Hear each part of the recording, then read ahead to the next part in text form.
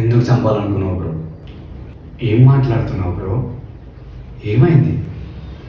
నన్ను ఎందుకు చంపాలనుకున్నావు? నేను చంపాలనుకోవడం ఏంటి బ్రో?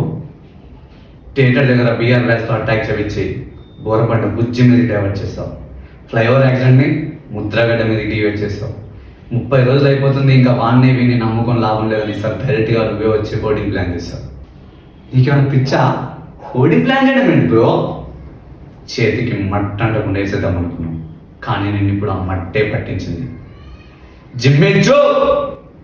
నేను వాడే ఆ బ్రాండ్ ఈ బస్తీలో ఎవడు వాడతాడు. ఎందుకు చేస్తావు? తప్పలేదు బ్రో, డబ్బు కోసం.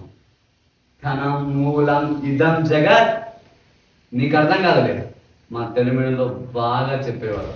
అది ఇల్లా బ్రో? ఔటర్ రింగ్ రోడ్కి 5 కిలోమీటర్ల దూరంలో ఉన్న స్వర్గం. పిలిస్తే పనులు, అరిస్తే సెక్యూరిటీలు, ఆవరిస్తే డాక్టర్లు.